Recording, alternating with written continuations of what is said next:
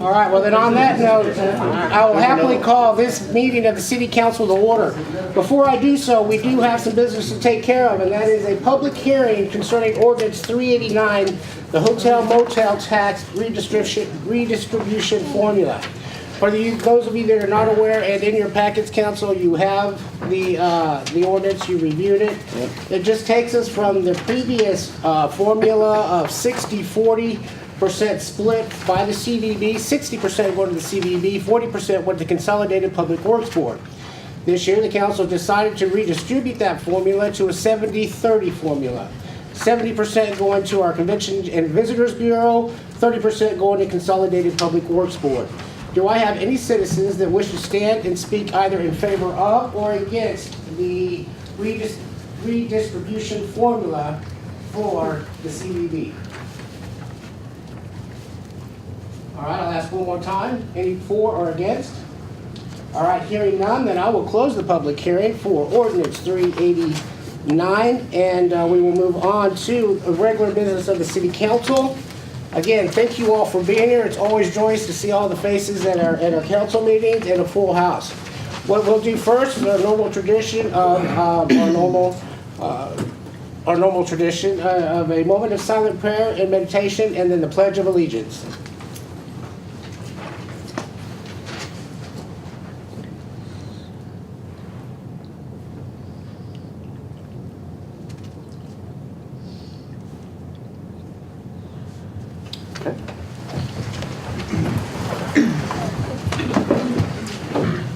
I pledge allegiance to the flag of the United States of America and to the republic for which it stands, one nation under God, indivisible, with liberty and justice for all. It's kind of warm in here. All right, folks. Thank you so much for being here. Again, we're always happy. I have our attendance record, and I do have two citizens that would wish to speak. Normally, we'll ask them first if there's a particular time in the agenda that they wish to speak, or if they wish to speak up at the beginning of the council meeting. First one that I have signed up is Mr. David Rowan. Mr. Rowan, would you like to speak now, sir? Yes, I'm David Rowan from Buchanan here, and I signed up. I wanted to thank the City Council and Matt Gregory and them for the Buchanan City classes. Volunteers in service. And it's really interesting. I didn't know how much it went on, but they are always busy, so I just want you to know it, and thank yous, and Matt Gregory and them for doing a great job. Thank you, David. We know what an asset you are to the community and being involved, and thank you for taking that class and letting everyone know about it. I also have Mr. Jerry Henderson. He would like to speak now, or does he want to speak later, Jerry? Now is fine. All right. Concerning accessibility. No, you don't. Accessibility. Thank you, Council, for giving me a chance to address an issue that has been expressed by many for several times, but recently became an issue I feel has to be addressed before future harm comes to any other citizen or visitor. The issue tonight involves the street department, but I first want to say very clearly that in no way am I criticizing members of our street department. They work tirelessly to complete the task given them. But like some other departments, I feel they are often given additional responsibilities without additional manpower and without additional resources. You, Council, hold the responsibility and you control the budgets, which ultimately control what gets done and what has to wait. For every new event, any facility building or expansion, and every new ongoing idea that requires manpower or some resources should be fully funded for all departments in our city. Without full funding, something gets delayed or something can get overlooked. As a business owner on Main Street, I have been confronted by shoppers who express first anger and some fear about the condition of our sidewalks, crossovers, and roads. Several even stating to us business owners that they no longer shop downtown due to the fear of falling, or more recently, of being hit by a vehicle who is not respecting the rights of pedestrians. Just in the last few days, I have had reports of one lady falling near Gregory's barbershop, one person injuring an arm, falling and catching herself on a building, and several parents who no longer walk with children in strollers. Along with the issue of unlevel, cracked, and broken sidewalks, people are concerned about the crosswalks, both marked and unmarked, especially handicapped individuals, elderly walkers, and again, those parents in strollers, with strollers, not in strollers. My brother, Charles Linger, is a double amputee, and my concern for crosswalk safety became even more critical for me personally when 2 weeks ago he attempted to go to Rite Aid, simply as any citizen should be able to do, to pick up his prescription medicine. He found no safe direct route and had to leave marked crosswalks, sometimes even heading directly into vehicular traffic so that he could get up on the next sidewalk. He crossed Main Street more than once in an effort to reach Rite Aid. He failed. Instead, when he was crossing Main Street from First Community Bank Building to the Hunter Law Firm corner, his scooter flipped over into traffic as he tried to go up on a sidewalk. Wearing a seatbelt, he was not thrown off his scooter as his body and his scooter then landed on his right arm, pinning him underneath.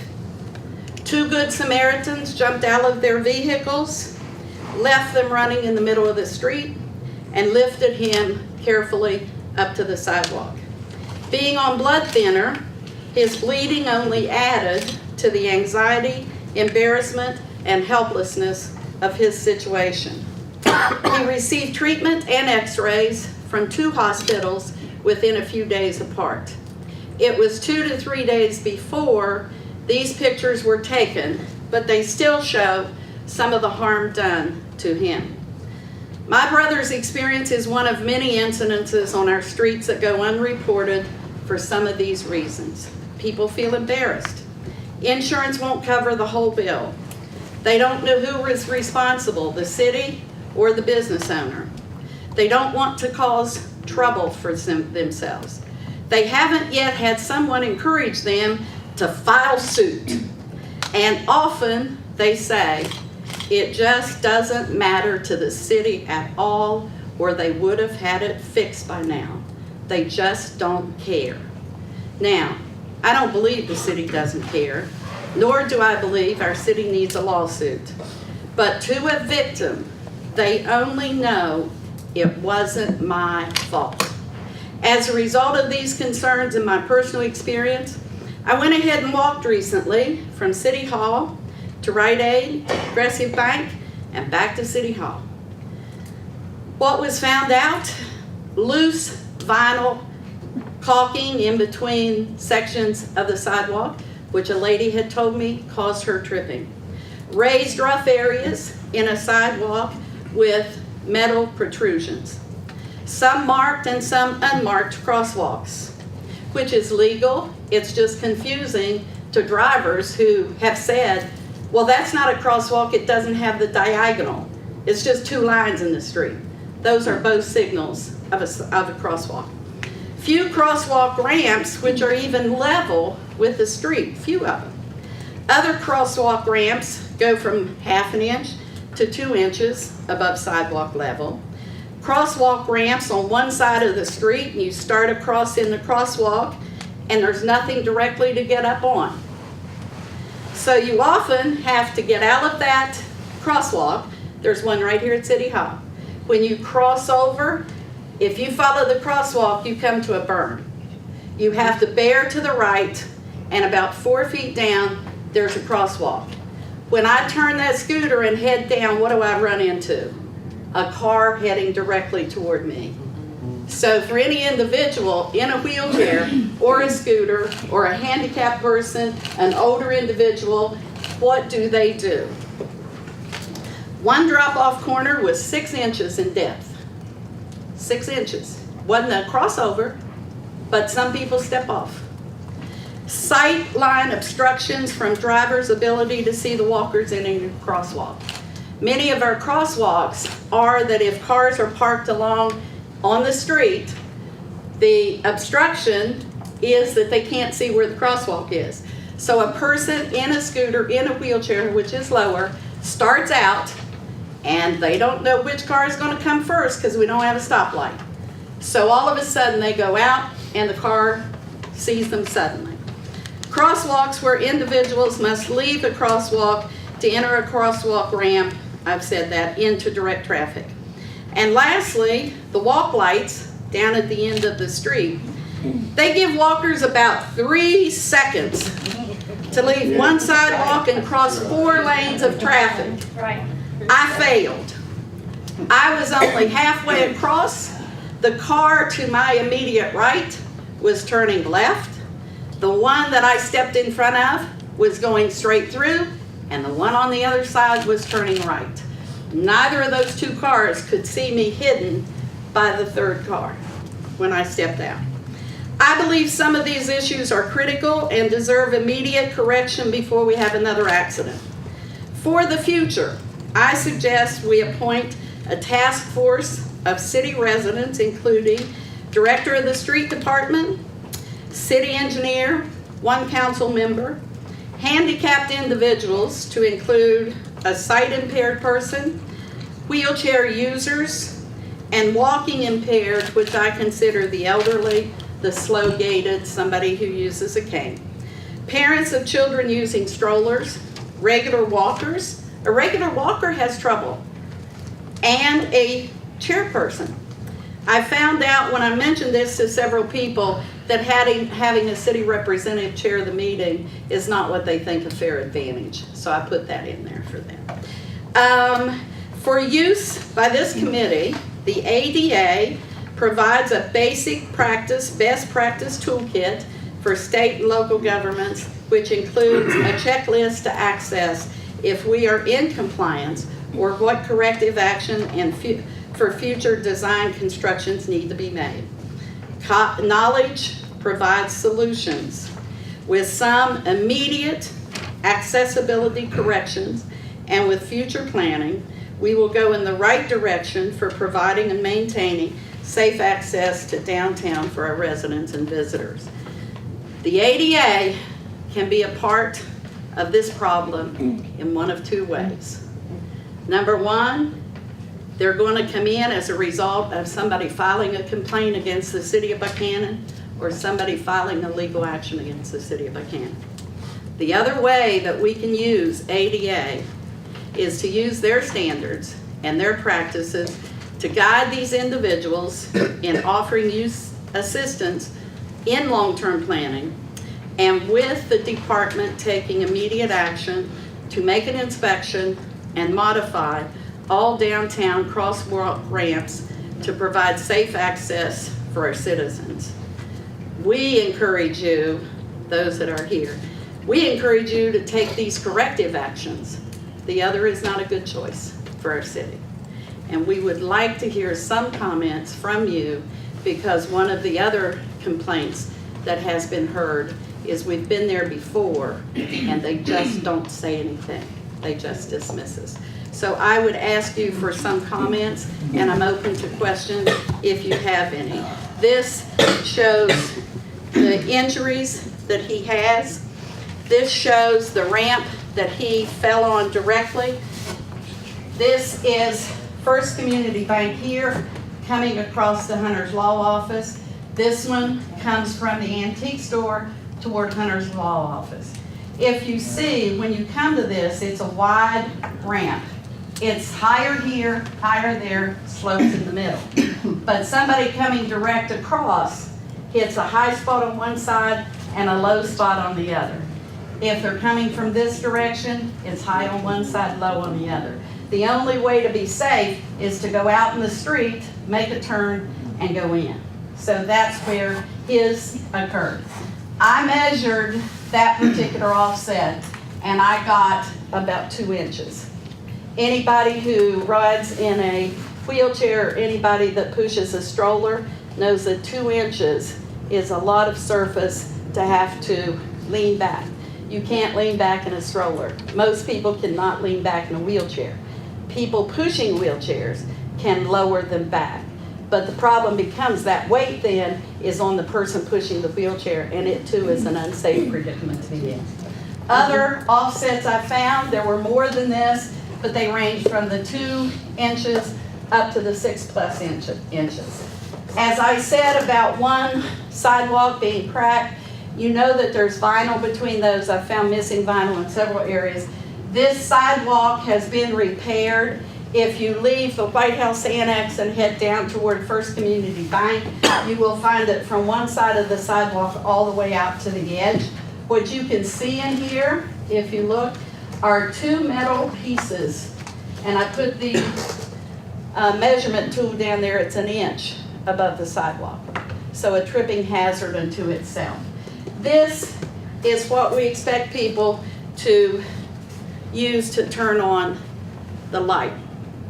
I think it too needs to be repaired, and I think 3 seconds is too little time. Thank you, Mrs. Henderson, for your comments, and we certainly appreciate you taking a step forward on behalf of the citizens and whomever you're representing to recognize the issues, safety issues that not only you recognize and the citizens recognize on a daily basis. I too walk quite a bit up and down Main Street. We have recently done a street audit and working on continually doing street audits. I know as a council member, you're fully familiar with that is. One of our main objectives is addressing Main Street, but as you are also well aware, there are many other issues throughout town. One of the main issues, as you are also aware as a council member, that the dwindling amount of monies that the city has to provide such services and continue to provide the other services. You just heard a while ago, we just gave away a certain percentage of Consolidated Public Works Board's budget, which could have addressed that. We're looking at a comprehensive B&O that could possibly also help fund a lot of those issues. A couple that I can help you out with though. The city is now looking at pedestrian crossing signs that will fix that one. It'll be push button, and these signs will be 2 miles away. You can see them with LED lights. 4 sides of the street. If you can't see a pedestrian come across after that push the button, you shouldn't be driving. Something else we're looking at doing, of course, are addressing a lot of those concerns that you're looking at with the streets and sidewalks. But one of our main issues has been the corners. Keeping in mind that a lot of times cars will hit a corner, particularly where those ramps are, and damage them. Unless we know they're damaged, we can't do anything to repair those.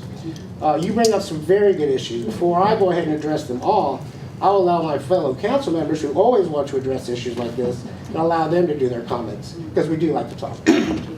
I got it. Let's start on the left. Mr. Thomas, since he's... Okay. Well, I appreciate Jerry bringing this to our attention, and we've talked about this too many times in consolidated board meetings about how can we make our downtown more pedestrian friendly. And I think that's really critical, especially for those, as you pointed out, Jerry, the individuals that have issues, whether they're sight impaired or mobile impaired or what have you, or just people that have, gotten older. I think the only way this is going to really take hold is to have some advocates really pushing this. I agree with your idea about a commission or a task force or a special committee. The one thing I would suggest that we must put a timeline on it, because if we don't, we'll be talking about this 2 years down the road, and I don't think that's appropriate. I've said repeatedly in previous meetings, consolidated board or actually in council, that we have all these wonderful grants, like Jawbone and Eastgate and on. And one of the detractions from those, I think, is the continuing need to provide the proper kind of repair and maintenance on what we already have.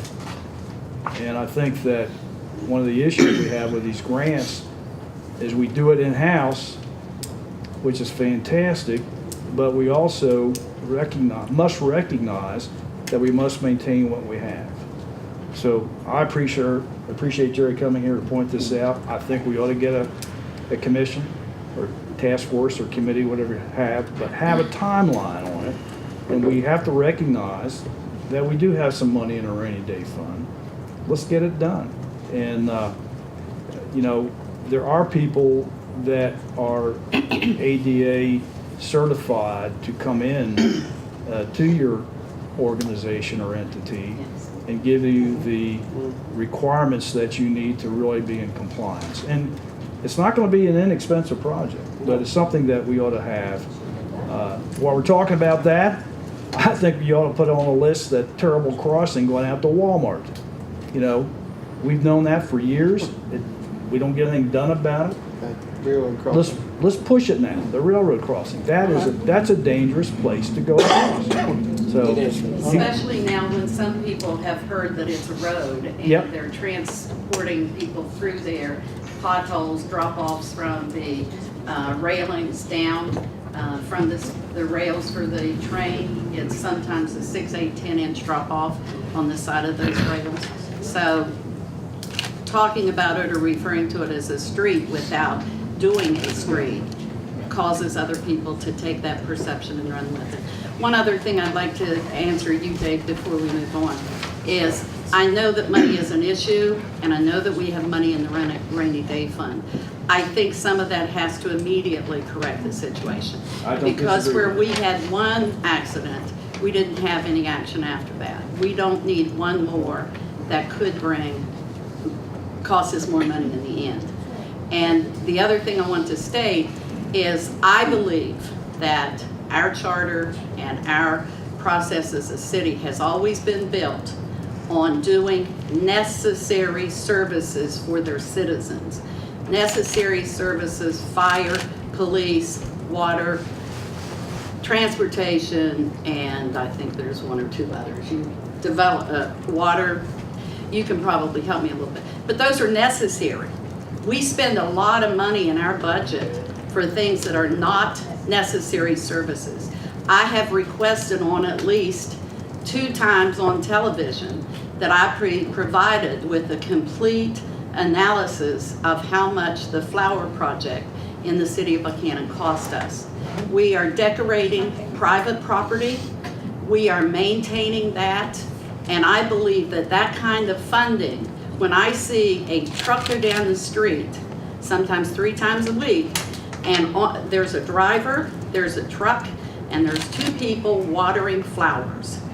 How much money is that costing us? And if we took the whole project together, having a horticulturalist, I would think before a horticulturalist, we need a safety manager in Buchanan. Somebody looking at the safety for the citizens. So I do respect that, and I know there's money in the rainy day fund, but I think you're coming up on budgets, and we need to look at what unnecessary services are in there. Thank you, Jerry, appreciate that. Ms. Pam, you got something? Jerry, I'm also glad you came through with this too. Just this week, I go over to the high rise every week to cut hair, and it's basically to help people that are in wheelchairs or cannot get out. And they have brought that to my attention, several of the areas that you mentioned. And I would be willing to serve on that task force, and I think we need to get on that immediately. Also, and I agree with Dave, we need to do it in a timely manner. Even areas that they, like you said, it's even like 2 inches, it's very difficult for somebody in a wheelchair that's by themselves to get across. And if we're not in a wheelchair or we're not on a scooter ourselves, we don't realize what these people are going through to get around. And I think we need to get on this. I agree, and you're absolutely right, each one of you. What I'll do now is see if we can avoid a little bit of another 30-minute dialogue. I would entertain, I as mayor can form an ad hoc committee to address this. What I would do is entertain a person that would want to chair that and get with Mrs. Henderson to start the process. I do know that I have 2 very willing volunteers, a lot of volunteers willing to do this. But I do have a person sitting on council that's very well ADA compliant and educated. That would be Mr. Pugh. I would ask that if Mr. Pugh were interested to chair or to facilitate an ad hoc committee that I would designate to work for 60 days to come back with solutions, and that would give us to the July 1 budget time, and give you full charge to explore and come up with any of the discussions you would like to have within that committee, and to form a chairman. And I don't not like the idea. I would prefer co-chairman in this case. Then a chairman would be Mr. Pugh, and then a regular or normal a citizen of Buchanan to co-chair with you. Does that seem fair? That's fair. That does seem fair to me. Council, do you have any objection to me of forming that ad hoc committee and giving them 60 days? Hey, what exactly 60 days from now? I think safety comes first, and it has been something that So we've what's been. 60 days from now? No, I need a calendar. Here, right here.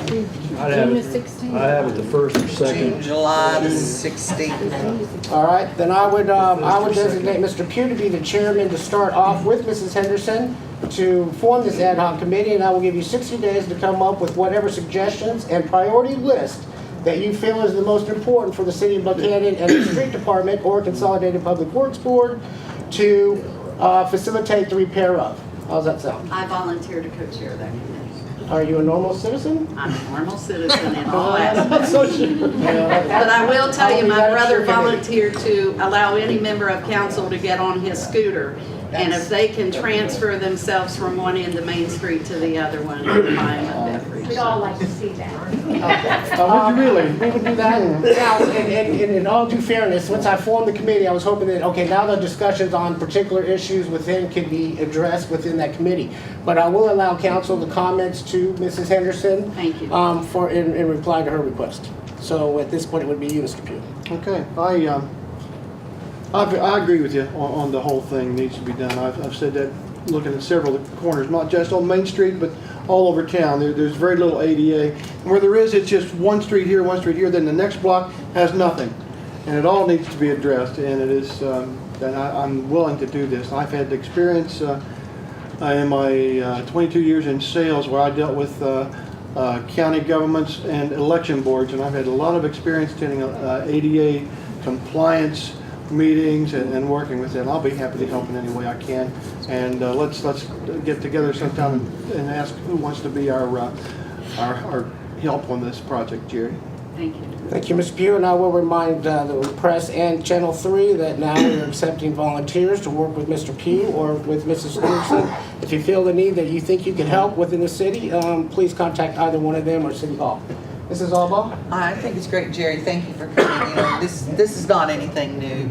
It's been going on for a long time, and we Band-Aid fix. You know, and we're lucky we have not had big issues. And thank you, ladies in the back that came in to support it also, and I appreciate that. Give your brother our best and let him know that we're trying to do the right thing. And if y'all need any help, I'll push somebody in a wheelchair and dump them out if you need me to do that.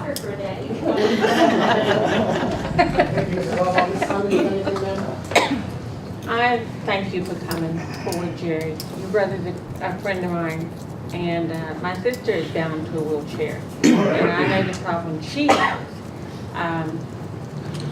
I'm proud that you came and that this council is finally going to address the issue, which should have been addressed many years ago.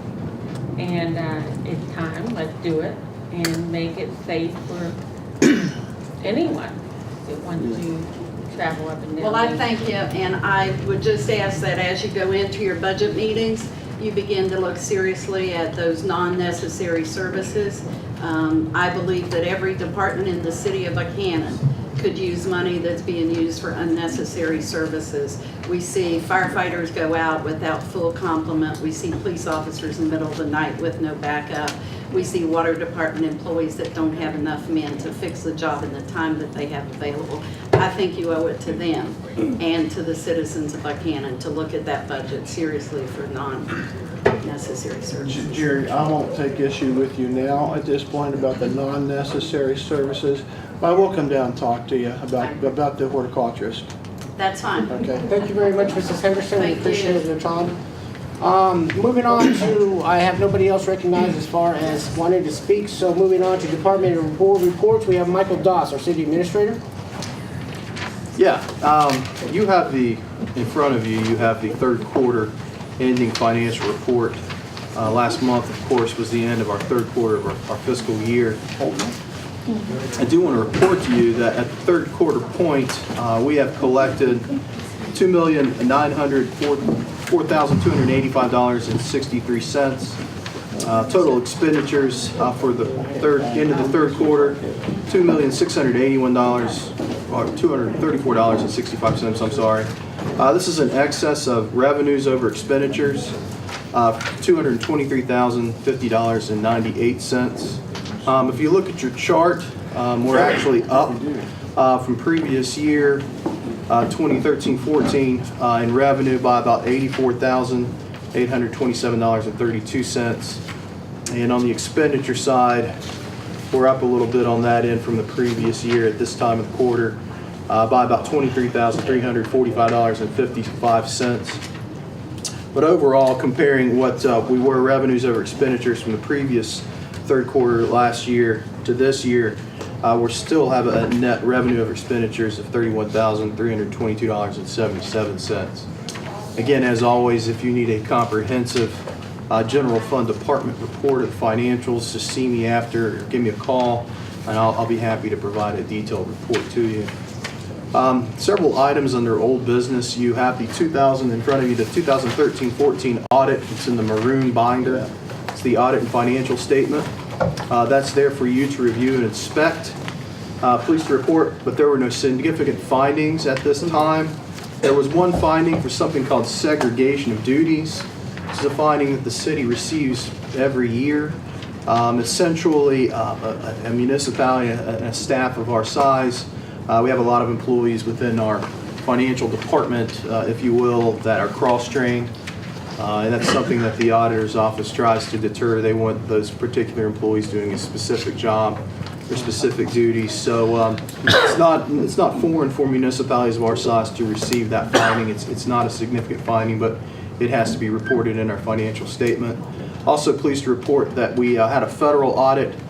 We had to have a federal audit because we had borrowed or received federal funds in the amount of over $500,000. A large portion of that was for the Main Street project, and the rest was for the National Guard Armory and the conference center with the USDA.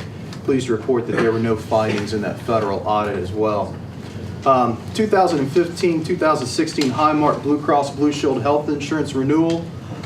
Just last week we received the renewal for the 15-16 year for health insurance premiums for our employees. That amount and that premium increased by 4.43%. So we did have an increase of 4.43%. As you all will recall, we did budget 14% in our budget. So that's a significant amount less of an increase than what we had budgeted for and anticipated. Most of this increase was a result of the Affordable Care Act, taxes and fees associated with that program, if you will. So a considerable amount of that 4.43% was fees and taxes by the ACA. That's good news on one hand. On the other hand, we should be cognizant of the fact that it is an increase. It is an increase in our premium, even though it's significantly less than what we had budgeted for and anticipated in our 15-16 budget. Another item is the Brushy Fork, the event center at Brushy Fork. Also pleased to report that all invoices have been paid. We are waiting for a final invoice from the West Virginia Army National Guard. That's kind of our brick and mortar contribution, if you will, to the project. And we received that invoice late last week, and that money has been wired. A check has been issued to the Guard. So all invoices have been paid. I just issued a check to Laura Meadows with the Upshur County CVB in the amount of $22,685.50. And that is essentially just zeroing out our checking account with the Municipal Building Commission and returning any contributions that the Upshur County CVB contributed to the project. So they're getting that money back. Another item under old business, our building and code enforcement position. Mr. Vincent Smith has started his job duties last Monday, so he is on the job. He continues to get educated on our ordinances. I've tasked him with reviewing our current fee structure for building permits. He's also in the process of investigating ordinance associated with on-site citations for property maintenance violations. This is something that, if you'll recall, we put in our home rule proposal. A couple of municipalities in West Virginia have already implemented on-site citation ordinances, such as South Charleston, West Virginia. So Mr. Smith is reviewing those as part of our home rule ordinances. Also, Mr. Smith will be attending a West Virginia Dilapidated Buildings and Abandoned Properties Seminar in Charleston, West Virginia, scheduled for May 14th. So we have him out and about. And I think he's doing a fine job in the first couple weeks that he's been here. Another item, just as a reminder, is lay the levy. I want to let council know again that this coming Tuesday, April the 21st at 10 o'clock a.m., April 21st, 10 a.m., we need to convene. Quorum is required. It's going to take maybe 5 to 10 minutes, but we have to lay the budget levy for 2015-16. Some of you that have been on council are familiar with this process. Again, it'll only take 5 or 10 minutes, but it's required by West Virginia State Code. And finally, one last item under new business. The City of Buchanan website. Rich Clemens has been working on that and maintaining that website for several years. Of course, Rich is retiring at the end of June. So I am pleased to report that the City of Buchanan will be relaunching our city website. It's been revised, spruced up quite a bit, if you will. That relaunch is scheduled to go active this coming Monday, April the 20th. So there'll be a lot of different new features and a lot of accessibility. Make it a little easier to pay your bill, utility bill online. There's even a little section that'll actually translate the website for folks from Spanish to French to Mandarin. So again, that will be relaunching our website, and that will go active Monday, April 20th. That's all I have. Thank you, Michael. And on that note, on the website, thank you for all the work that you put in that, and Mr. Clemens in the past years on our old website. This is going to be a greatly expanded website and a much more modern one than what you're used to seeing now. So I think you're going to be really excited with it. I like to compare it to the county's website, so we'll see how that goes. But again, if you have any issues or concerns, please let City Council know, and we'll do what we can. We're looking at doing what Bridgeport does with their website, which gives out a lot of announcements, a lot of timely traffic information, and whatever else we can put out that would help the citizens of Buchanan in any way. So thank you, Michael, for that. Is there any questions from Mr. Doss on concerning his financial report? Michael, the update of the website, did you use the marketing software? We actually went with a company called Pikewood Creative. Okay. They're out of Morgantown, Yeah, the designer's website. they do pretty good. Yes. job. Yeah. Yes. Yeah, no, that's okay. Anybody else on Mr. Doss? Mr. Doss will be coming back with this here shortly. Mr. Gregory, is there anything else, Mr. Doss? No, Was that's that- all. Okay. Chief Gregory has begged off for tonight, but he wanted me to refer us down to something we'll be discussing about later, and that is the UCEMS request for the golf cart, so we'll come back to that. Next on our list is Mr. Landers or Mr. Arnold from the Water Department. Good, Mr. Arnold. today. On the water department side, distribution, we repaired 5 different water leaks during the month of March. We completed the work on Billingsley Drive. We had a temporary tank fix at Deer Creek. We actually had a bolt in that tank that caused us some issues, and we had the people that actually done the tank come in and then made the repair on it. It's actually a temporary fix for now, but later on we'll have to have it revisited and looked at. We had to have Loomis. They've been installing fiber optic. We've put in a lot of time with them as they actually installed the fiber optic through Tennerton. We had to have them go back and actually dig up several places where they crossed us. Been some issues with that. They actually had, when they done their bore, hit one of our 2-inch lines at Memorial Park. We had to go in and make a repair on it. So we requested them to go back anywhere they crossed us to dig up, make sure they was at least 2 foot below us, so it doesn't give us any kind of problems if we ever have issues in that area. And We made a valve replacement on Marion Street in the alley right below Wood Street. We had some issues there where we had to shut down. The valve bonnet started leaking, so we made a repair on it. Hydrants, we made a repair on hydrant at Logan's Lane. And if anybody doesn't know where that's at, it's across from the old Sparky's All-Star on the Weston Road. We're still learning a lot of the addresses ourselves when we go to do shut-offs and stuff. It can get interesting. Been doing some work at Tennerton Booster Station. We actually replaced one of our pumps, 350-gallon-minute pump. The two valves that control it, plus a check valve. It hadn't been updated. The fittings hasn't been updated since 1977. The valve body itself hadn't been updated since 1977. The interior parts we would replace as they go bad, so we opted to replace them all now since the case started wearing. We plan on doing the next one within the next couple of months. Hydrant flushing, just a reminder, will be starting up Monday. So if you see some discolored water, you might want to check before you do laundry, because we'll be flushing all over the city. We'll be working from 8 o'clock in the morning to 4:30 in the evening each day until all of them's flushed. We had a budget proposal presentation, 2015 and 16, to the water department, or to the water board, I'm sorry. And then on the plant side, Tom has a yearly plant inspection by the health department, and happy to report that everything went good. Still producing good water. That's all I have. Any questions for Mr. Arnold? I just missed a date on the water flushing. Monday, 20th. Monday the 20th. Thank you. For how long would that last? 8.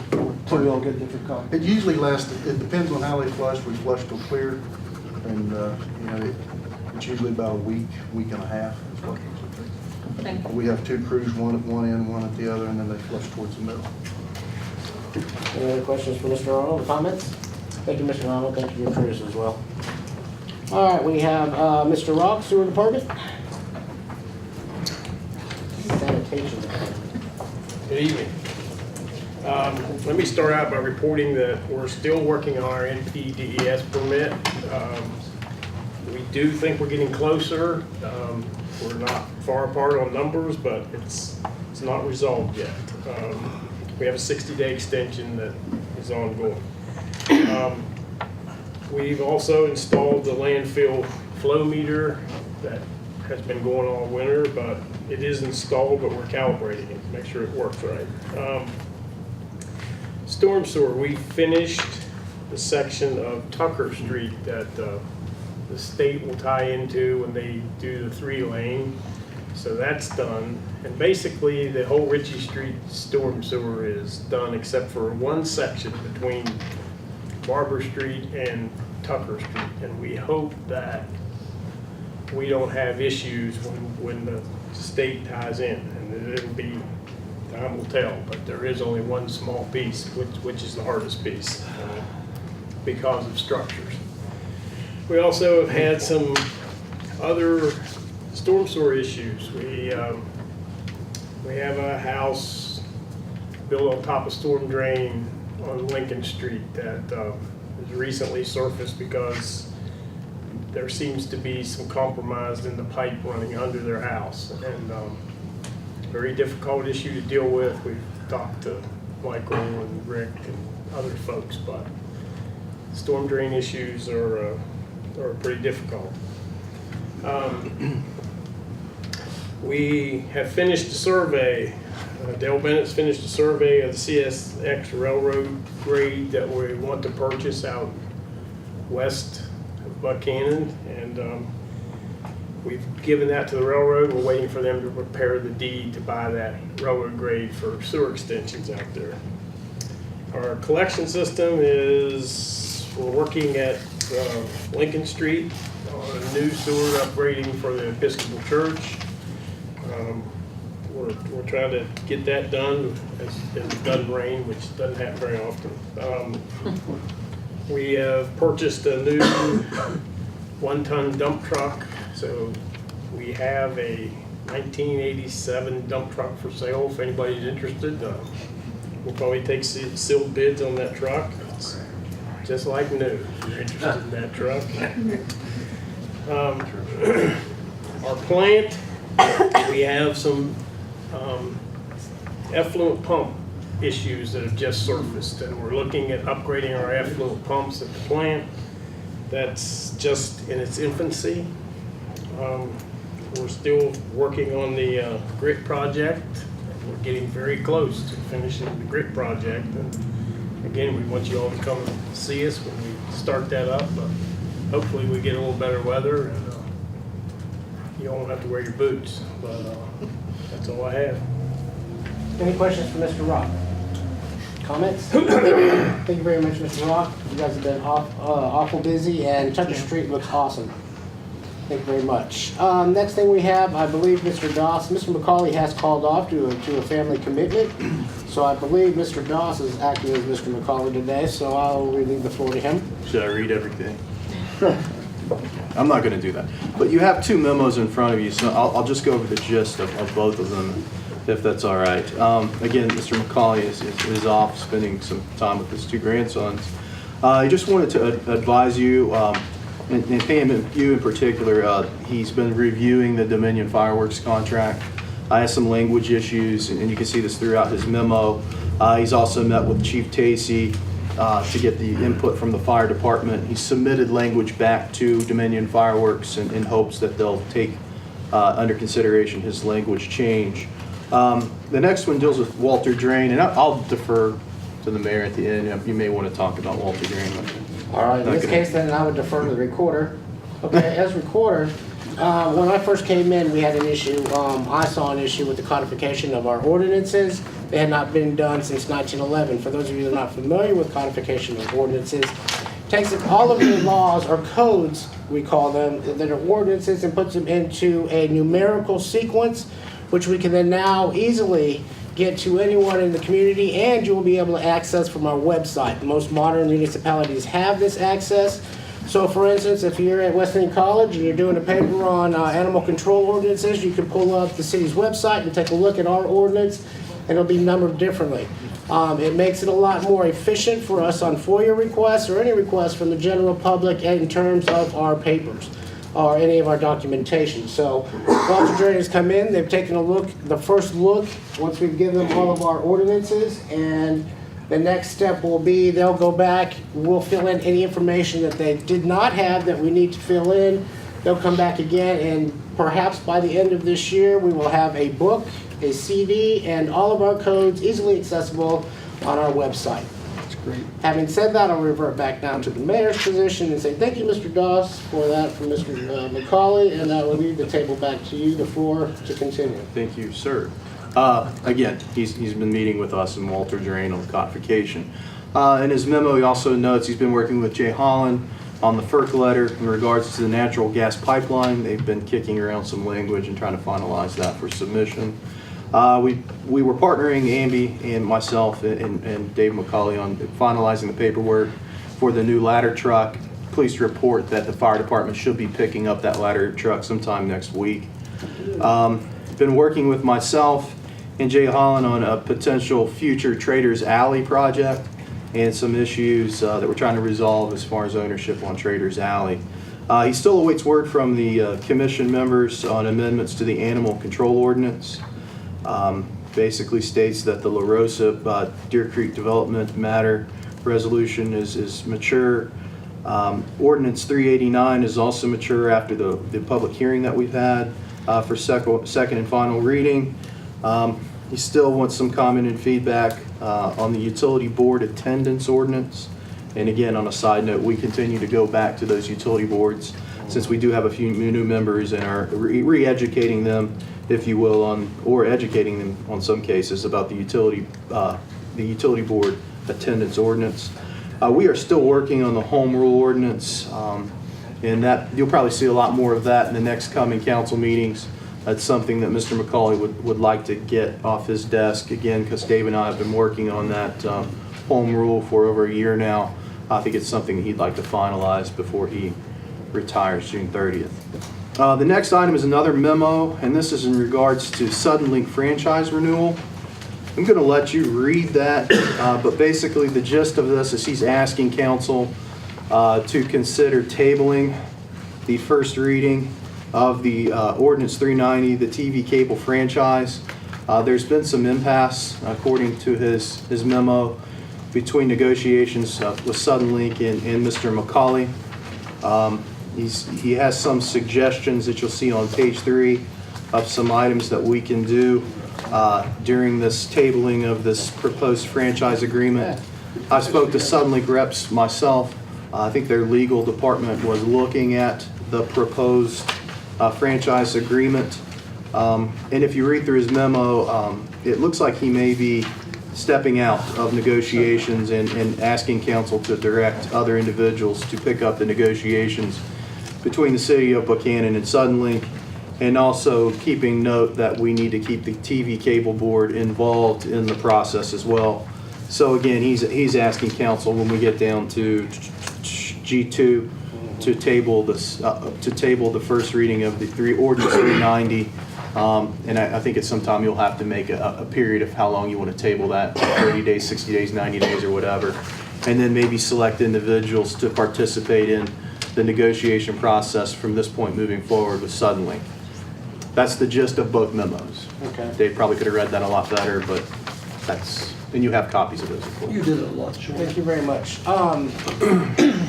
Council, any questions on Mr. Doss on Mr. McCauley's report? I don't really understand it, but that's, All right, I got quite a few things in your memo, before, I think I might be able to answer your question. Okay, good, thanks. First of all, let's talk about the, in Mr. McCauley's memo, we're talking about the ordinance for the board member participation or attendance. We have now taken it as of today to all of the boards. There have been no, how do I put this?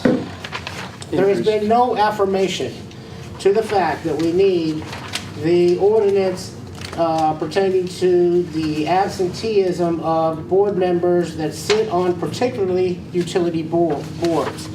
The main argument coming back to us is that if a member fails to participate in 2 boards, that they are at that point eligible to be replaced on that board anyway. That's what we have heard. The other question is, in what instances do you consider excusable or inexcusable, or is it just if you can't make it, then it doesn't matter one way or the other? Insofar as the boards have told myself or Amby, she sits usually in as the recorder during, because I have to run the meeting. Am I correct in ascertaining that as far as you're concerned as well? I would ask then at this point if the council would like to entertain tabling this until indefinitely, or what would the council like to do? I'd like to see it go away. Okay, well, I would have to have something in the form of a motion, but I'm going to allow Mr. Thomas, because actually it was under his instigation that I pursued the ordinance as well. Mr. Thomas, do you have any concerns or any comments you'd like to make to what you just heard? Well, I've talked about this, I think it's an issue, and we've had it for years. And I guess I approach it at maybe 2 or 3 different levels. One is that we ask our citizens and residents to participate on different committees. You know, there's a whole question is why do you pay some and not others? And there's a long, I'm sorry Dave is not here because there's a long history to that. But I think the school board has a policy, my understanding is that if you do not attend the meeting as a board member, you don't get paid. I've been involved with the consolidated board ever since I've been on council. And generally those meetings are an hour or less, sometimes an hour and a half, not very often. And the person serving on the board, they're all good people. Don't misunderstand where I'm coming from here. They're all good people. But they get $200. Now there are some individuals on certain boards that put more time in than other board members. And I think, I don't have a problem tabling, but I think it's one of these issues that we need to take up as a city to sort of bring us into the 21st century, is saying, why are you paying some board members and not others on different committees? What is an appropriate amount of money to pay. And I think the $200 was derived to be able to pay us up here on city council. We get $400 a month. $100 for each meeting we attend as a city council person on the regularly scheduled meetings, the first and third Thursday, and then $200 for one board position. We all in city council do a lot more than simply attend these meetings. You know, we've had a lot of different meetings lately that we've been required to go to, or should be required to go to. So I don't mind table, but I think it's something that we ought to take a serious look at long-term. How do we compensate or do not compensate this whole area? And I like a level playing field. You know, Stockard Youth is an important board, and they meet once a month. They're not compensated, and I'm glad they're not. I've talked to several board members who are on utility boards and said they would do it anyway without compensation. So it's something that I feel strongly about, but I don't feel strong about enough to push the issue now. I still think at some point in time, the city needs to take a serious look at its charter. And there's things that just don't make any sense anymore that we're doing or not doing. So if you all want to table it, I'm not going to have any issues with I would doing make the that. motion that we table it to a later date, I'll second it. an indefinite later date. Indefinite, okay, so, let me respond to Mr. Thomas. Mr. Thomas, you make very good points, and I believe you're right. Also, at this point, and this will be 2 times around that we asked the boards for the consideration on this, and they just rejected it. Ultimately, it will come to council, because I guess in self-interest or self-preservation, you may not want to, in a board, go forward with the attendance, I don't know, but it's something the council will have to take up at a later date. But I do at this point have a motion to table the attendance ordinance for utility boards. I have a second by Mrs. Albaugh. Do we have any discussion on that? Question? All right, I have a call for the question from Mr. Pugh. All in favor say aye. Aye. Opposed, same sign. Motion carries. Thank you very much. Next thing in our list of, Mr. Mayor, I have one thing before you get off of Macaulay. I'm not on the call. Okay. I have 2 drafts. You also have 2 drafts before you. You have both of which have to do with our fire fee proposal. One is the gross receipt draft, which we discussed at the last special city council member. We also have the square footage, which is addressed about 3 or 4 council member meetings ago. What we're going to ask you to do now that it's officially in a draft form, is take a look at the gross and also at the footage, square footage. I will remind council, though, at the last council meeting on what the majority of the audience had asked us to do. What I will ask us to do this tonight is to get it out of the way, is to see if council's prepared to narrow this down to one or the other. Square footage or the gross receipts for us to move or proceed forward with. Is council prepared to narrow it down so that we can take the draft and turn it into a real ordinance and then review it as well?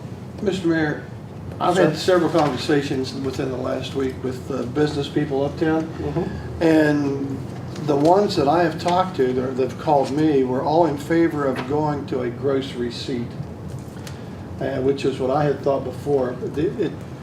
For one thing, it alleviates a lot of problems in the billing and everything converting over our system here. The Chief Tasty said that he and his men could go out and do a square footage thing, but I don't see how shorthanded as he is now, he could manage to do that in time either. My recommendation is that, as far as I'm concerned, we go with the gross receipt draft. I agree. And I'll open it up, of course, that's very well said, thank you very much. I gotta remind you, though, what the majority of folks, and I think we'll get to that here in a moment, but I'll let council go ahead and speak their piece as well. Yes, Mr. Thomas, please. Well, I don't want to say this the wrong way, because I don't want to get people upset with me, but I haven't had a dog sleep on my head for at least a week and a half, so that happened last time I made my little discussion because of thunderstorms. But I just feel very uncomfortable in respect to, you know, I know we got the B&O, we got the fire, we got the police, and some of these fee structures were based on 20, 30 years ago. And I think from the very beginning, they were arbitrary and capricious. I've said that so many times, you're probably getting sick of me saying that. You have to look it up. But they are. And we ought to deal with that. It's not a level playing field. Square footage provides a level playing field, but it could be very onerous also for some entities out there. I think we should, rather than revise what I think are ordinances or fee structures that have never been a level playing field and have been arbitrary and capricious, why don't we put together a commission or task force with a timeline? That's really critical because we need to do something. We all know that. But there are business entities that will be impacted where the owners of the entities are not city residents. I'd like to get some of those people involved. I'd like to get the Chamber of Commerce involved. I think a representative from the hospital or the college would be, maybe a business professor. But we need to do something different than what we're doing. And, I've said this again, and I know there's some Wesleyan students here, and I think when you come to a private college, you live on campus, there are college universities now that will charge a fee. The city will, because it increases the need for law enforcement. That's just part of the process. You have a campus the size of Wesleyan. How do you define gross receipts for an educational institution? Now you're citing net receipts. There's a lot of things that have to be, I think, looked at from a business standpoint, financial standpoint. I don't want to simply revise something that I don't think was appropriate in the first place. So I don't think we're any, we know we need increases in our fees. Right. We know we need more firefighters because there's issues there. I've also asked for an operational audit for our law enforcement. What do we need? We never get anything, and I'm not saying anything disparaging about Mr. Gregory, but we need maybe an outside independent consultant to say, what do we need as a city? And now I'll say the same thing about the county commission. To increase our FAR fees and not do anything outside the county just does not make any sense. And We've got to stick with that. so I've said this enough. I said I was going to write an editorial in the paper. I haven't done that yet, but I wanted to have one opportunity to say, hey, let's draw back a little bit and get people that are impacted by what we're going to do, people that even are outside the city limits but own businesses within the city limits, and get the landlords involved too. What do the landlords are concerned about what we're going to do, but what do they charge for rent today compared to 30 years ago? Our FAR fee's the same. We need to really give some serious thought to this, and I don't want to have us be reactive. We need to be proactive. All right, Mr. Thomas, thank you very much. Thank you very much. Well, actually, Mary started. David, thank you, Mayor. I understand where you're coming from because, I always hear it before everybody else hears it. I drive him here, okay? So I get double doses. And I believe that he's absolutely right. We need to look at all those things. But unfortunately, we've been batting this around so long. We could have already done something similar to that and got a better decision. But I really believe that we need to make a decision on this as it is, and I believe this is a fair one, and that's just what I wanted to say. Thank you, Mrs. Albaugh. Mr. Kim? Well, I was going to say basically the same thing, that we batted around for about a year now, and I believe, David, that the landlords have talked about everything else, and surely they've heard about this fee coming in for fire and police, as have all the other businesses. I would not object to implementing this, as we do need the revenue now to get these additional firemen in. I wouldn't object to implementing this system and going ahead with a study to determine maybe in a year and a half I or agree. so what we could do then, with the input from the citizens out there too.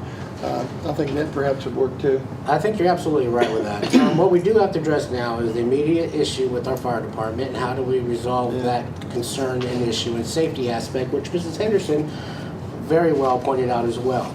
I would ask, I would provide the opportunity for Tammy Rieger, who is, now I understand that the spokesperson, first vice president is Mr. Jay Harper, who led, but there was a blast email letting everyone know our discussions of course, the issue that we're discussing, and as Mrs. Rieger was here at the last meeting, and the majority of her chamber members rose their hand up for square footage, and I think only saw 2 people who were opposed to that.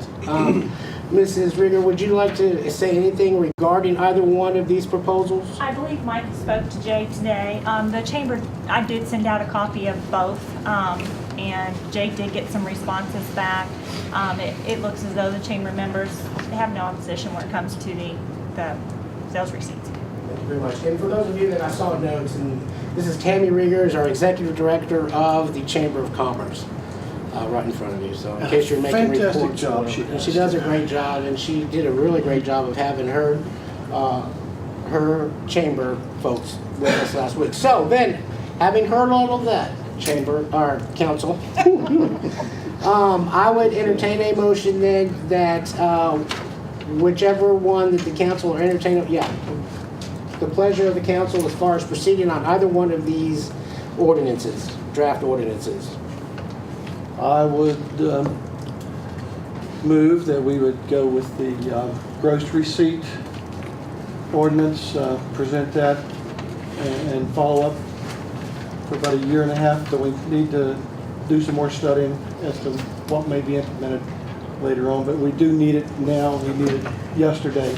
And I would make the motion that we go with the gross receipts. All right, so I have a motion for us to proceed with the draft to come to council for first reading at the next council meeting concerning draft gross receipts for the fire fee. Do I have a second? I'll second that. I have a second by Mrs. Simons. Do I have any discussion on that from council? All right, in that case, all in favor say aye. Aye. Opposed, same sign. No. Motion carries. Oh, I have a nay from Mr. Thomas. All right, that takes care of that. Is there any other? Oh yes, one last thing. Mr. McCauley has requested, or Mr. Doss on behalf of Mr. McCauley has requested that we table the Suddenlink franchise renewal contract agreement. What would be the pleasure of the council?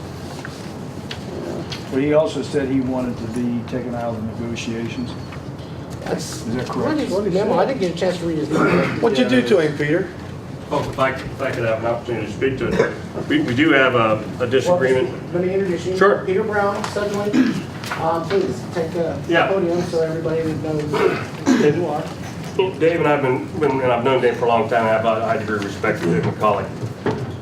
We've been working on the agreement for a number of months. Actually, I thought we got to the point where we got the terms in principle. And I had not received a draft copy of the ordinance until a couple weeks ago. I think everybody got the draft at the same time. I was a little dismayed that there was some language in there that I had not agreed to.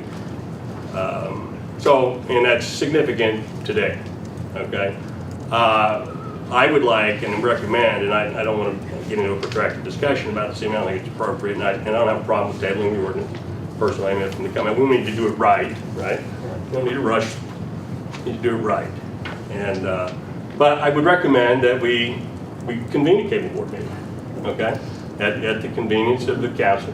Get the cable board together, we haven't had a meeting for quite some time. A couple of years. Yeah, we need to sit down and discuss, and we have, Marley Department has reviewed the agreement. I participated in that review with them.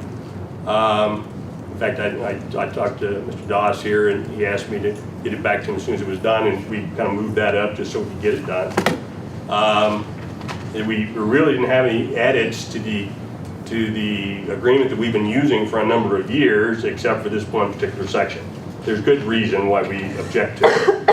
I think the cable board is the appropriate place to discuss that, so we can kind of educate you on why we object to it today and didn't object to it the last time or the time before that.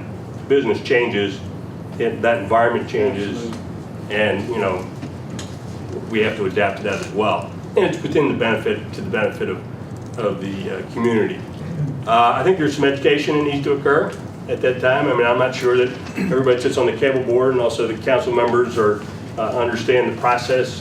Mr. Doss may, as an administrator, but there may be some things we could help out with that board in educating about the process and what really needs to be evaluated by the council and by the board when it looks at the renewal, because there is a specific renewal process that's provided by the federal law, Title 47, Telecommunications Act of 1984 and 92.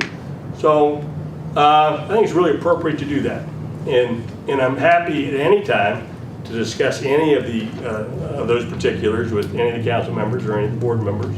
But I think it's appropriate we do it and I'm happy to bring other members of Suddenlink. I think Dave met with the senior vice president of the region. I thought that would have been helpful. Brought Dave Bach to a meeting, and he's happy to come here, and he's happy to come to the board meeting. I'm happy to bring our government counsel, who's very, very learned about all. That's all he does, if we think it's appropriate. So we just want to work through the process, get everybody on the same page, just like any other agreement. There's always ground to stand on, and and certainly resolve the issue with the lease agreement. I would be, not appropriate today, tonight, but at some point in time, I'd like to understand what the council really thinks that we should be doing there, and we did come to a discussion of terms and principle, but I'm not sure that may not meet the wishes of everybody. So let's, as they say, let's get down to kind of brass tacks on that a little bit and talk about it, right? Let's move forward. I mean, that's what we need to do. So. Your extension is till June 30th. It is.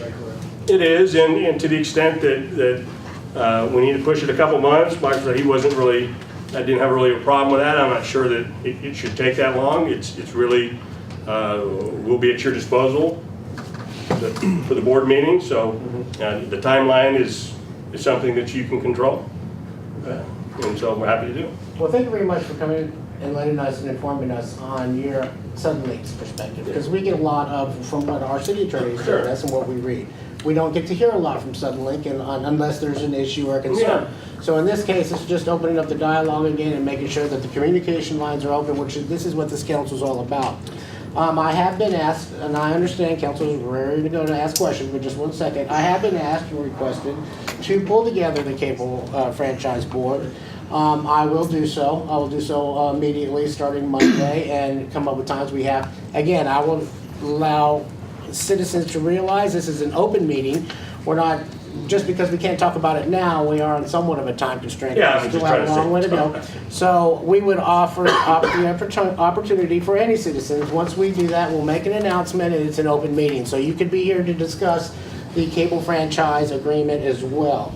Having said that, I know council's dying to ask some questions. Mrs. Albaugh caught my eye first, so I'll start with her. Well, I was just going on what David asked us at our last meeting. He said, okay, here's your draft, review it. If you got any questions, let me know. And I sent him 6 or 8, maybe 9, I don't know, questions of things that I didn't understand. And I've never read it before. Okay? I'm new on council, but I do know I have questions about Suddenlink. Sure. Because I'm one of your customers. All right. Okay? Great. And I represent the people. So I want to know more what goes into that. And Dave gave me some questions, or not questions, he gave me some answers, but I haven't had a chance to talk with him about his responses or whatever. So yeah, I'm all for a meeting, and I'll bring my questions and maybe I can ask them there. That'd be a great time to ask those questions. Mr. Pugh, you've got a comment or question, sir? No, I don't have any comments. All right, Mr. Dawson, I see you trying to catch my attention as well. Yes. Just a few thoughts. Dave, in his memo to you, did say, perhaps at this juncture, I am not the ideal person to negotiate further with Suddenlink. He says perhaps myself, Michael Doss, or Rick Edwards is more appropriate. I'm just now getting introduced to this. Right. Through some emails this Sure. week. In keeping in the spirit of Mr. McCauley's letter, and also to remind council that we have an attorney who will be starting June 1st. It may be an ideal time for Mr. McClure to get involved in this, possibly tabling this ordinance for 60, 90 days. Cable TV board can meet, we get Mr. McClure on, get him versed in this. I've corresponded with him a little bit. He's familiar with cable TV franchises, and he can talk to Mr. McCauley, you know. Extend it through September 30th. So, Well, I think that's a great suggestion, Mr. Doss. I would entertain a motion that at this point to table the cable franchise agreement until after first the cable franchise board meets and comes with recommendations to the city council. And then at that point, depending upon the time limit there, wait for Mr. McClure to be able to start. That might be one of his first projects. I'll make that motion. I mean, well, we've used the same. Well, just one moment. No, just Yeah. one moment. Let me Sure. finish up. I'm sorry. Robert's rules here. So I have a motion by Mrs. Alba. Do I have a second? Second. I have a second by Mr. Pugh. Do I have any discussion on that from council? I'd add amendment. Amendment? Yeah. Okay. Have the franchise agreement extended now to September 30th. Uh-huh. Because a process you have to go through with the attorney coming in June the 1st. Okay. and I understood that's what the that different ordinance Oh, that's what I readings. thought we were doing. You need Well- to have September 30th. That wasn't in the order. No, it wasn't in that motion, so Oh, thank you I'm for sorry. clarification on that. Thank you, David. We're good till June 30th, and then. So let's amend the motion to be that it would be with a minimum date of August, whatever, what date? September 30th. September That- 30th. That's 90 more days. No later. Is that all right? Yeah, and that's fine. I mean, it's not that, we're not. Okay, what's that? I mean, we're Okay, still under. sorry. You're still operating. I'll get you there in a minute, dude. All right, so I have a question. We Any got other- rules to follow here. I have, any other discussion? Call for question. Okay, I have a call for question from Mr. Pugh. All in favor, say aye. Aye. Opposed, same sign. Motion carries. Okay, sorry. That's all right. Just very briefly, we have provided you the, and it was received, I know it was signed for, but by law, we had to provide you documentation about Suddenlink, okay? And I don't know how many copies we provided you, Michael. Okay, so they can be, you can see the financial wherewithal, technical wherewithal, and so on. That's all based on federal law. We've also returned a draft copy of the franchise that we marked up, okay, the Suddenlink marked up. We also provided boilerplate lease and easement agreements to the extent that we use them. I mean, there's 100 ways to approach those. It's a place to start. Don't want to use them, that's fine. We just wanted to get the ball rolling. So, as I said before, happy to discuss this with anyone at any time, and historically, when we've done this, and I've done I didn't do the last one 5 years ago, Michael did. I've done 2 or 3 previous to that. Usually provide a lot of kind of education about the process at the beginning, so everybody's on the same page. Everything that I talk about in education is very well documented. You can go to the fcc.gov. You can certainly look up Title 47 of the Federal Telecommunications Act. It outlines all those processes there and what you can and can't do, and certainly encourage you to look at that information. There's also a whole lot of kind of Q&As on the internet. Other municipalities and other attorneys have given step-by-step processes and so on. So you might want to look at those just to get yourself familiar with some background. So Thank you, sir. I appreciate the opportunity this evening, and we're good. Thank you for your time. You're very welcome. Mrs. Alba, did you have one last question? Just, Yeah. I just wanted a comment. Our city engineer, Jay Holland's gonna be there when we talk about this, right? He doesn't sit on that board. He doesn't sit on the board, but he knows some issues that we've had, which is odd, but, the rest of the members of city council need to know about those issues that we've had. Mr. Holland is always invited to attend any of our board meetings if he so So chooses. little Jay? Just really quick, do we have any issues now, Jay? Well, I've seen the rough draft and I have some points that we need to Okay, address. and just to address that particular facility, that's fine. Yep. We do have something for you. Right? When we talk about the security. we have that complete, so. I would okay. ask that we go ahead and table those discussions until we have that. Where's the big switch you pull when you shut all the cable off? That's But what I thank you very much. We appreciate, of course, Sudden Link and the work Thanks, that Jay. you and Jay being volunteer.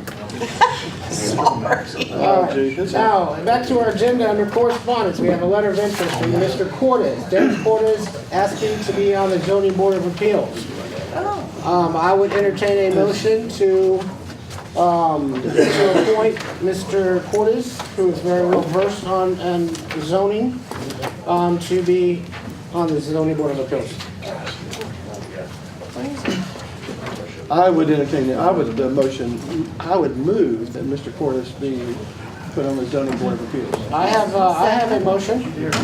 I have a second by Mrs. Kupari. I didn't even Any see it. discussion on that? All in favor say aye. Aye. Pose same sign, motion carries. Congratulations, Mr. Cordes. Thank you. Next you have in your packets are a draft from the FERC, Federal Emergency FERC. Per city engineer, Mr. Holland, this has everything to do with our potential line, gas line. Are you on down?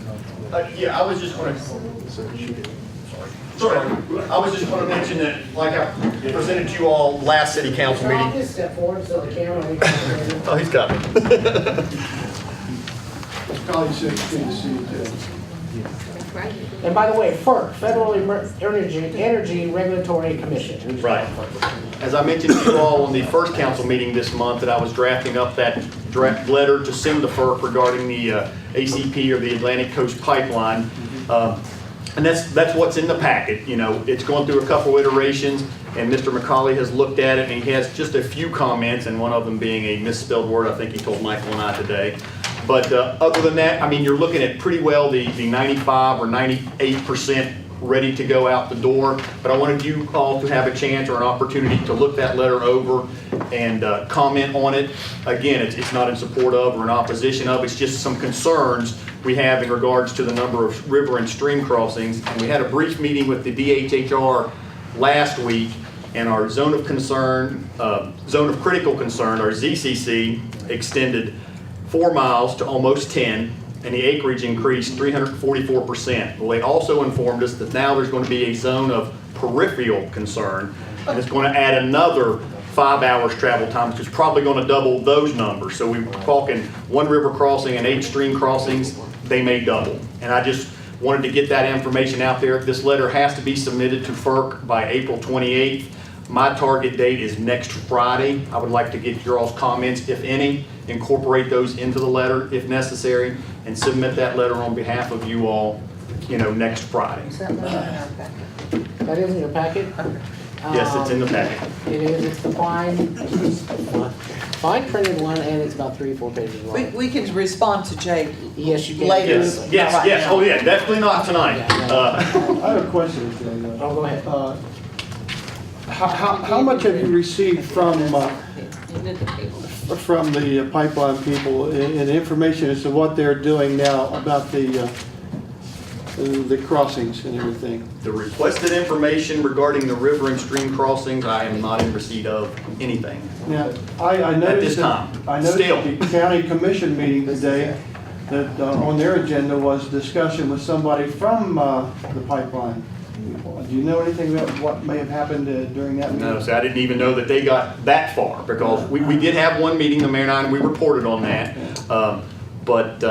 You know, the information was requested. I emailed him and talked to him last Friday. Still have not heard back. He said he, hasn't forgotten us. He's asking people, but everybody's busy. Still haven't gotten the information that I've requested. Okay, thank you. I would also add for the council's knowledge, we have also asked Mr. Holland to become an intervener on behalf of the city of Buchanan. He's got to fill out the paperwork. I don't know if you have or not. It's a simple process. But what that means is he's actually a stand-up within any of the discussions on behalf of the city of Buchanan, and I'd be happy to be your second if you need. Right. What that intervener role allows us to do is to be heard by court if there, it goes that far. If for whatever reason, we're able to present information to them, which basically forms the basis of the letter, but that's after the application is submitted And, if there needs to be, court hearings or, special committee hearings, as a role of an intervener, we're allowed to submit and listen in on and oppose or, go with them in that case. So, we've asked for that role, to be involved in a more detailed role, so to speak. So that way we would be a little bit more informed on Right. exactly what the plan is. Good job. Any other questions for Mr. Holland regarding the FERC and his letter? I appreciate what he his does. letters. Make sure you get the information to him. If not, we will be sending that off. It's a well-written letter. I have read it in about an hour and a half. It's a detailed, it has to be. It has to contain In that that case, I'll wait information. till they make a move. Anything you want to know about FERC and new crossings, that is your Careful, paperwork. I say car code. So, thank you, Mr. Holland, I appreciate that. Next in your packets, folks, you have the Upshur County Emergency Thanks, Medical Jake. Services request. I would entertain a motion. As every year, Mr. Knotts, in this case, who's the agency director of operations, is asking for permission to use an ATV during the Strawberry Festival. Of course, we have an ordinance that you're not allowed to use ATVs during it, but we make an exception for safety's sake, particularly during the Strawberry Festival Grand Feature Parade, when it's usually about 80 to 90 degrees outside and we have people walking. So I would entertain a motion to approve that request. So moved. I have a motion by Mrs. Alba. Do I have a second? Second. I have a second by Mrs. Kapari. Is there any discussion on that? Thank you very much. All in favor say aye. Aye. Opposed, same sign. Motion carries. Moving on to our consent agenda, we have the approval of the minutes from the April 2nd regular council meeting. We have the approval of the minutes from our special work session council meeting on April 9th. We have the approval of the building and wiring permits, approval of the payment of the bills, approval of the executed cemetery mowing agreement for Sam's Lawn and Garden Services, and approval for the receipt of the Buchanan Housing Authority financial statement. We get that every year as well. I would entertain a motion to approve the consent agenda as presented. So moved. I have a motion by Mrs. Alba. Do I have a second? Okay. Unless somebody want to pull something out? All right. I have a second by Mrs. Simon. Wake up down there. Any discussion on any of that on the consent agenda? Very well then, hearing none, all in favor say aye. Aye. Opposed, same sign, motion carries. All right, that's our consent agenda. Strategic issues for discussion and vote. We have resolution 2015-07, the La Rosa quit claim deed. That is in your packet as well. Mr. McCauley is not here with us, and really, is that just an FYI? No, we have to vote. Is that a roll call vote as well? Yes. It is, right? All right, so is everybody taking a look at your resolution? Yes. 2015-07. I would entertain a motion to approve the resolution 2015-07, La Rosa quit claim deed. David did. I have a motion by Mr. Thomas. Do I have a second? Second. I have a second by Mrs. Simons. Any discussion on that? All right, all in favor say aye. Aye. Opposed, same sign. Motion carries. That's resolution 2015-07. Roll call. That's right, a roll call. So, I'll start to my right this time. And please call the roll. Okay, roll call vote. Robin? Yes. Simons? Mary Albright? Yes. Ron Pugh? Yes. Pam Perry? Yes. Dave Thomas? Yes. Mayor? You don't need my vote. You pass it. All right, thank you very much. First reading of ordinance 390, the TV cable franchise renewal, we tabled it. Second reading of ordinance 389, the hotel motel tax redistribution formula. In this case, I'm gonna allow Mr. Doss to give us the highlights on the reading. Okay, well, as noted earlier and in the budget that you approved for 2015-16, the only thing that this is doing is reallocating the formula, if you will, a current formula again, as Mrs. Henderson alluded to, 60-40, 60% going to the CVB and 40% going to consolidated. This ordinance would change the formula from 70% to the CVB and 30% allocated to the consolidated public works. Thank you very much. That is the second reading. I would entertain a motion to approve ordinance 389, the hotel motel tax redistribution formula. So moved. Upon second reading, I have a motion by More than Mr. happy to Thomas. second. I have a very happily seconded Mr. Pugh. And we'll third and fourth it. I have plenty of votes. All right, so all in favor say aye. Aye. Opposed, same sign. Motion carries. Congratulations. All right, next thing on your packets, hey, look at there. We're down to comments and announcements. You're kidding me. All right, I'm gonna start off with Have the actually. students introduce themselves. They're left. They all leave? Yeah, they left. Yep. Well, we have one. If you'd like Well, we to- have one, yeah. That just doesn't seem fair. That's arbitrary and capricious. Never mind, we're not gonna do that. We're not gonna do it? Yeah, we are. He wants to do introduce himself. Name. He doesn't, That's okay, don't worry about it. No, you're fine. That was very The arbitrary. rest of them left you hanging. Not good. All right, so I have, Mrs. Albaugh, do you have any comment, ma'am? this has been a very interesting meeting, and it's almost 8:30. I'm happy. All right, thank you very much, Mrs. Albaugh. Mrs. Kupari? Have we gotten any interest in the, take the spot for Mr. Terry Mills on the? We do, and I should have a letter of interest by our next council meeting. Thank Is you there for any asking. other, places we need to fill? We have we have a police, civil service position open, but we haven't got a recommendation, which we would require in writing. But they're whenever- aware. It's a Chamber of Commerce appointment. I don't think it's appropriate to actually give that person at this point, then it'd need to be. We meet on Monday, so we'll have a decision after that. That would be on Monday, okay then, thank you very much. That would be a chamber appointment. That's all. All right. Mr. Pugh, I'm just so happy to see a big crowd out here again tonight, and, not all students. well, no, they weren't all students, you know, a lot of people were with Jerry, and, That's true. and I appreciate Jerry Henderson coming in and voicing her opinions about the safety of our streets. We need more of our constituents out there to voice their opinions about what the city needs and what will make it more safer. Is that the right way to say that? More safer, more safe? Safety first. Safety first. And I appreciate David coming and telling us about how much he appreciates the volunteers and police program here. You guys just keep it coming. We'll see you in a couple of weeks. God bless. Thank you, Mr. Pugh. I have Mr. Thomas. The, couple comments. I think we really need to address the crossing going out to Walmart, Yeah. the railroad crossing. You know, what are we doing about it? Who at the city is pushing whoever you need to push to get that fixed? And it ought to be a priority to get that done. We've talked about it for a couple of years. It's getting worse. And, you know, is there an answer there, Michael? Who's going to deal with that? There's a Department of Highways, Route 20, and we have tried contacting them, and as you're aware, just as well as our street departments are, they are very busy with their own projects, and at this point, they don't consider that to be one of their main priorities. But we can't always keep doing it, because the squeaky wheel usually does get some grease sooner or later, so hopefully that would be the way that we could handle that. I didn't mean to answer for Mr. Goss, but I happen to know the answer pretty well. because I we've been just think, discussing it. I think we need to keep the pressure on them because they, you know, anytime you're involved with the state or the feds, obviously, they always have some reason why they can't get something done. Sir? And Yeah, you're right.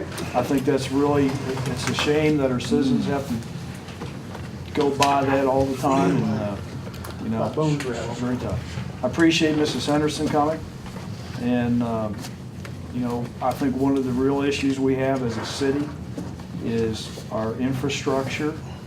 And these grants are fantastic, but at the same time, they take away from the daily repair and maintenance, which I think we have to give serious consideration to all the time. So y'all have a nice week, and we have a joint meeting with the county commission on the 30th. Yes, we do. Thank you very much, Mr. Thomas. Mrs. Simons. I have nothing to say. I do have a couple of things. I will repeat that for the press sake and for the citizens' sake and for Channel 3. We do have a dual meeting on the 30th at 7 p.m. The only thing on the agenda is that it will be at the county courthouse in the courtroom, not in the annex where county commission meets, but in the big courtroom where the judge sits. We'll be sitting over in the jury section. The council will be sitting up where the judge sits. we will be meeting, and the only thing on the agenda for that night is meeting with the high school students from their student council, discussing recreational concerns that they have and requests of both governmental bodies. That will be that night. There will be no decisions made, but we will be sitting in council as they will be fully sitting in on as well. Call to order. That is at 7 p.m. in the courtroom. That is all I have, except to say thank you very much for everyone coming out tonight, the cooperation and the patience with us as we went through this busy schedule.